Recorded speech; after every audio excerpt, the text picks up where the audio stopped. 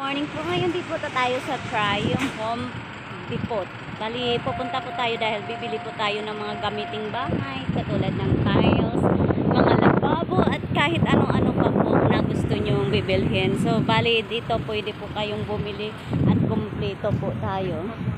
So, ngayon nandito na po tayo sa ating patutunguhan. Sa mga willing po at manood ng aking video, madaming salamat po. Itong video na ito ay pinapapakita ko lang po yung mga prices ng ating pangangailangan sa ating pag-build ng ating bahay or pangangailangan na idagdag sa pag-build ng ating bahay. Ayan mga lalabs, panoorin nyo na lang po hanggang dulo ang aking binuviewing dahil isa po din ako sa gustong bumili ng mga gamit dito. Kaya napag-isip-isip ko po na i-videohan ito para sa ganun kung sakaling malayo man ako ay maaari ko siyang panoorin ng isa't isa kung ano po yung mga kulay ng mga pangangailangan ko at anong price ang dapat kong pagtuunan ng pansin. Sa buhay minsan ng tao, may mga pagsubok na dumarating.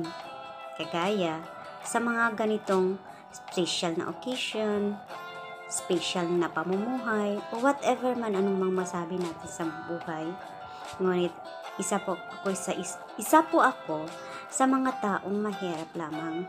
Mahirap na bumuo ng isang pamilya na walang pagpaplano. Siyempre, sa buhay ganun minsan. Hindi natin talaga alam kung ano po ang darating at ano ang mawawala. Pero in God's Son ay nagkaroon ako ng isang pamilya na kung saan ay hindi naman masyadong kababaan. Actually, lahat naman tayo ay medium lang. Huwag nating sabihin na mahirap lang tayo. Huwag nating gagawin yon. Dahil habang tayo ay nabubuhay sa mundo, may kakayanan po tayong mamuhay. Walang mahirap kung ikaw ay porsigido. Laging tandaan po natin na ang buhay, pag lumalaban ka, kumakayod ka, o gagawin mo ang lahat at hindi mo isipin na napapagod ka at lalaban ka lang kahit ano. Pagsubok ang darating sa ating buhay, ang lahat ng iyong pinapangarap ay maaabot mo. Example sa buhay ko. Noong mga kabataan ko kasi, mahilig lang akong mangarap. Sabi ko, magpatayo ako ng kunting maliit na bahay. At least, may sarili akong bahay. Pero hindi ko inaakalaa na darating din ang pala ang araw na hindi lang maliit ang mapapatayo ko, masobra pa. So I'm very thankful to the Lord because God given to me the opportunity na kung saan ay nang ibang bansa ako naghanap ng trabaho kahit na tinatawag nating kasambahay ka lang. Oo, kasambahay. Kahit na kasambahay ka lang, kung marunong kang humawak ng pera, ay maiipon mo ito at maibili ng mga kailangan mo, magpundar ng sariling lupa, magpatayo ng sariling bahay. So ganun lang po tayo mga lalabs.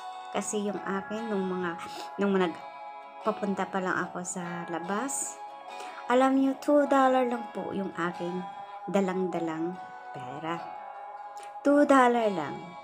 Pero hindi ko akalain na sa $2 na noon ay nakarating ako sa ibang bansa. Yes, salary deduction.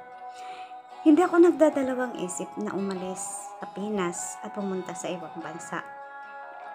Ang inisip ko lamang, bahala na ako nung mangyari sa buhay ko. Ang importante, balang araw maabot ko yung aking pangarap. Balang araw maipapatayo ko yung aking anak. At balang araw magkaroon din kami ng masayang pamilya. So, ganun yung lagi kong iniisip. Yes, trial is always there for us. Trial is always there for everyone. Kaya kung susuko ka, ikaw ang kawalan. Pero kung porsigido ka sa buhay, At iniisip mo lagi yung God will with us always, yung sasabihin na sa Matthew 6:33, "See first the kingdom of God and His righteousness, and all these things shall be added unto you."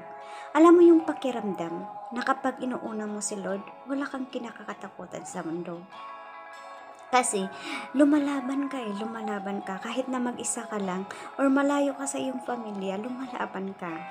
The Spirit of the Lord is with you always. At lagi kang magpapanalangin na dahil sa Kanya ay nakarating ka sa ibang bansa o saan ka mang sulok na mundo.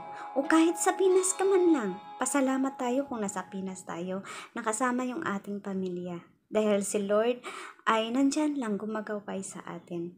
Maswerte yung mga magulang na kasama nila yung mga kanilang anak dahil naaraguhan nila ito hanggang lumaki at nakikita nila ang totoong ugali. Hindi katulad sa mga taga-ibang bansa na nag-work, kahit na hirap, gusto mo mangyakapin yung iyong anak, gusto mo mangyakapin yung iyong asawa o kanino man dyan, gusto mong yakapin yung iyong mga magulang at kapatid, pero wala kang magawa dahil sa malayo ka nga sa kanila.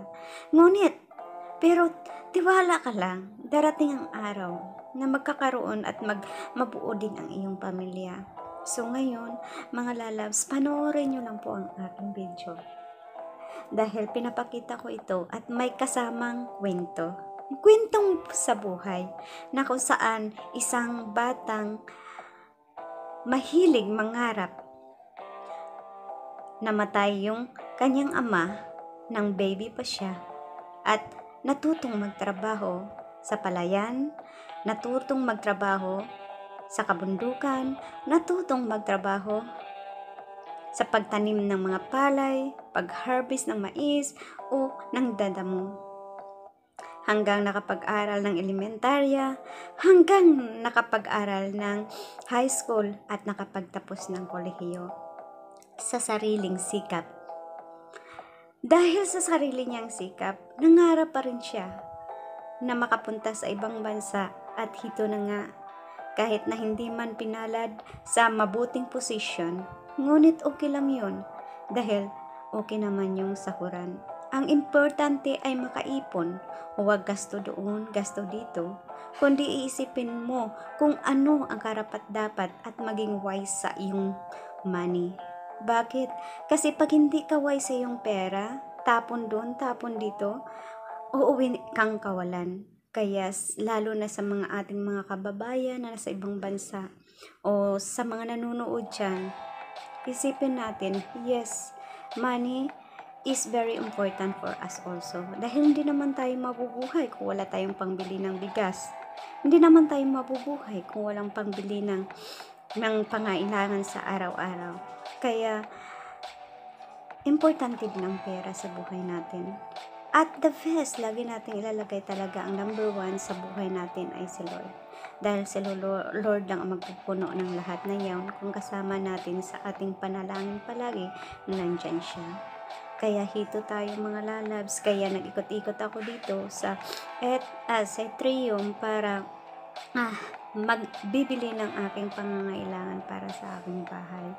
So ngayon, I'm very thankful for the Lord na madami mga pagsubok sa aking buhay, up and down, at minsan nauubusan din. Pero God is good all the time. He provide to me everything, whatever planned in my life. Binigyan niya ako ng mabait na asawa, binigyan niya din ako ng anak na kung saan ay isa ring masunurin. Kaya I'm very thankful for everything that happened in my life at saka nagamit talaga yung pera na kung saan naipon at binili ng sariling lupa at nagkaroon ng sariling bahay. Kaya sa ating mga kababayan, lalo na sa mga OFW, na kung meron man kayo at may sariling sahod, pakonting-konting ipon ay malaking tulong po para makabili tayo ng sarili nating bahay. Wag nating igasto, itapon lahat sa anong bagay na hindi naman natin mapapakinabangan. Dahil darating ang araw, natatanda nga tayo. Sabi nila, life is too short. Yes, life is too short. Life nga is too short. Pero yung ating too short na tinatawag ngayon, kung ano mang ibinigay ni Lord sa atin ay ating pangalagaan. Kung ano man yung ibinigay at nilalaan sa atin ni Lord ay ating pagyamanin. At kung ano man ang ibinigay ni Lord para sa atin dito sa lupa ay ating i-enjoy. Para sa ganun, kahit man mawala man tayo sa mundong ibabaw, at least napakinabangan din natin. So, very thankful to everyone that listening in my story. Kung sino man dyan ang nakikinig, I'm very thankful that you are there and watching my videos.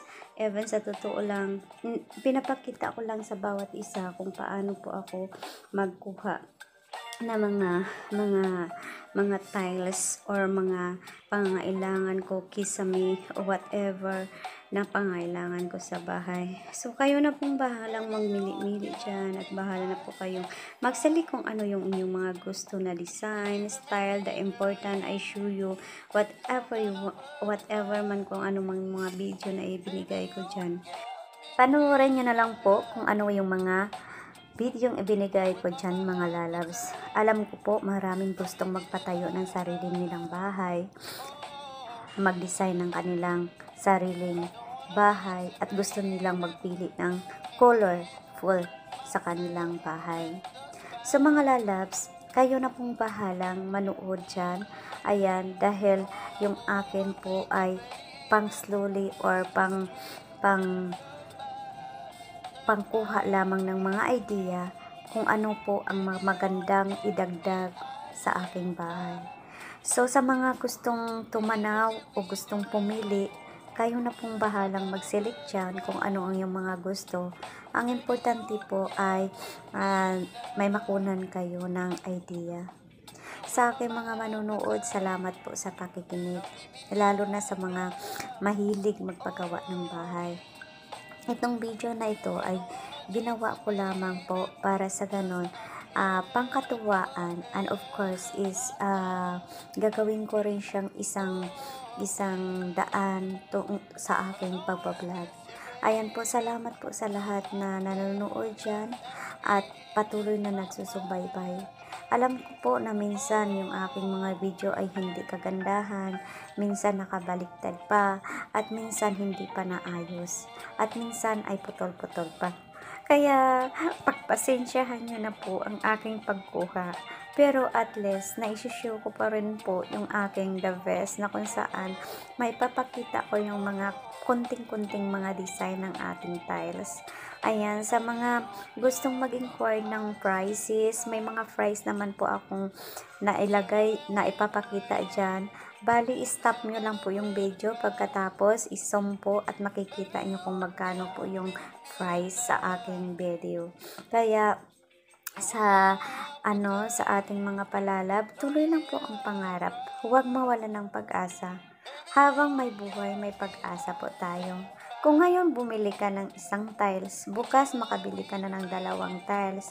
Sa sunod na araw, makabili ka ng 3 tiles. Malan mo, sa susunod na araw, makabili ka na ng 100 tiles. Alam mo yung 100 na tiles na yon ay mabubuo na sa isang bahay na yung pwede mong upuan, pwede mong lakad-lakaran, o pwede mong paghiga-higaan. So, ganun lang po mga lalab. Nagsimula po tayo sa 1, 2, 3, 4. Malay mo, sa ilang araw, makadami din tayo. Ganun lang naman, slowly, walang biglaan. Ang biglaan kasi, hindi natin alam, sa sobrang biglaan, ay biglaan ka ding maglaglag. Mabuti na yung pa-slowly lang. Basta importante is surely. Yung slowly kasi na tinatawag, ini-enjoy mo yung sarili mo. Yung ini-enjoy mo yung pagkatao mo, ini-enjoy mo yung buhay sa slowly lamang. Kasi pag gusto mong bigla-biglain, hindi mo alam na yung mapupuntahan mo pala ay hindi sa kasiguraduhan. Kaya minsan, yung pa-slowly na yan ay isa ring paraan paging magiging masaya ka. For example, bumili ka ng phone. Yung phone na yun ay nagsimula ka sa Nokia na kung saan ay pindot-pindot lamang. Yung Nokia na yun, ini-enjoy mo lang siyang pindot-pindotin hanggang sa katagalan, masasawa ka rin. So, ibig sabihin, mag-step to ka ulit sa my screen. Yung screen toucher, na ganun. Dahil, huwag kang mangarap ng biglaan. Kung wala ka naman, huwag kang mangarap ng biglaan, baka malaglag ka kasi ng bigla din. Katulad sa ating mga kaibigan na bigyan ko po kayo ng idea sa aking based on my experience. Hindi po ako mahilig magbili or mangutang. Hindi po ako mahilig pong magbayad ng magbili ng yung pautangan, yung halimbawa kung gusto mong bumili ng isang bahay o lupa, oo, mabuti naman yung mag-advance tayo na bibili.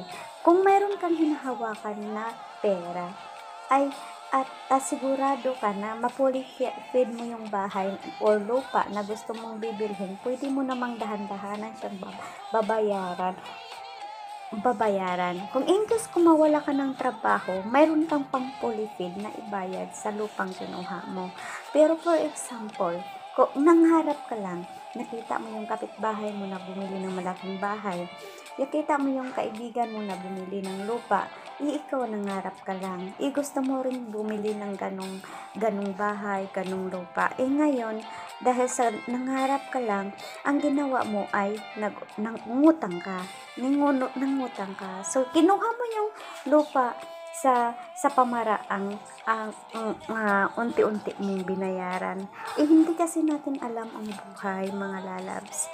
Kung alam natin, halimbawa, nagtatrabaho ko, magandang position, ayan, yes, kompleto, ganun. Nangharap kang kunin yung bahay, pero wala ka namang naipong pera. So, ang nangyari noon, biglang nawala yung iyong trabaho.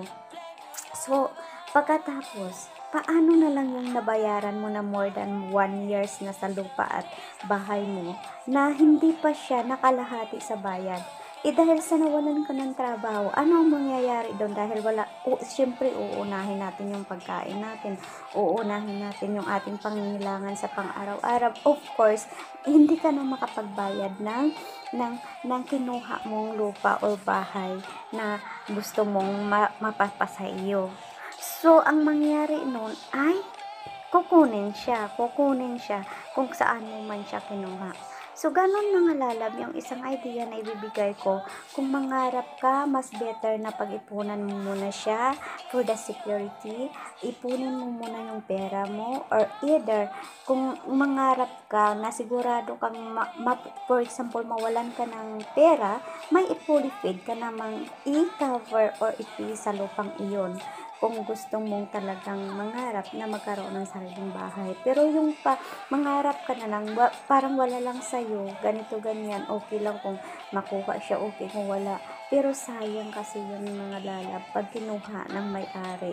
Kasi bakit? Nasimulan mo siyang babayaran pagkatapos hindi mo pa matutuloy dahil nawalan ka ng trabaho. So, ang akin po mga lalabs na binigyan ko po kayo ng idea na kung mangarap ka, just mag-ipon ka ng pera mo. Ipunin mo yung pera mo. Kung kaya mo, kunin mo. Kung hindi mo kaya, ipon ka muna. Na kung saan, na siguradong mapapasa iyo yung lupa na yun. Dahil, sayang kasi, pag bayad ka ng bayad at biglang mawala sa'yo. So, ganun ang mga lalabs. Ang isang, sa akin kasi, sa example sa akin ito, this my land is already fully feed. So, I'm very thankful that naniniwala lang ako kay Lord na Lord, this is I want in my life na kung hinihiling ko po sa iyo na ang lahat ng ito ay ma-accomplish ko balang araw. Kasama ka.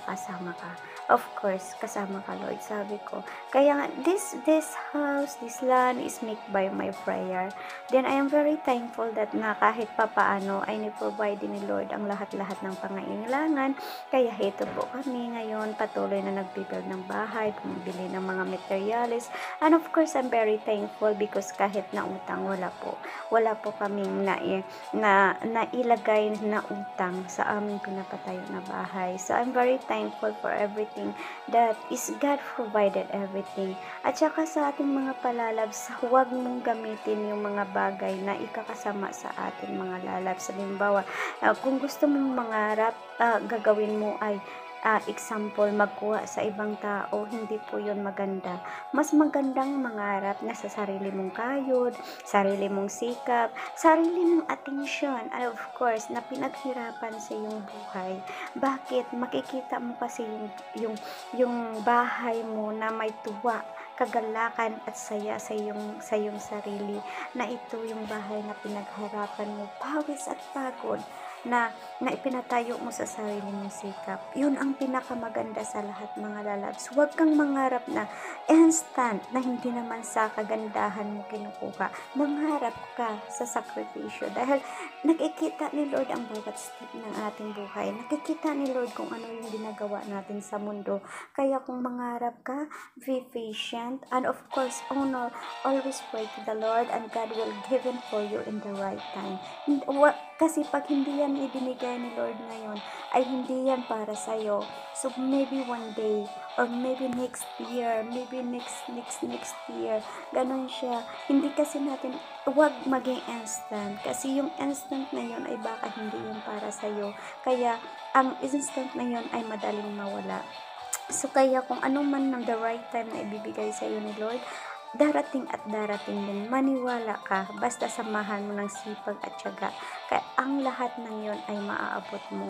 Walang imposible sa mga taong masipag, nangangarap, at may tiwala sa sarili. And of course, the number one is put your heart to the Lord, and God will fulfill everything you need in this world, even the family, even your son, even your husband, even your friends, even people surrounded to you.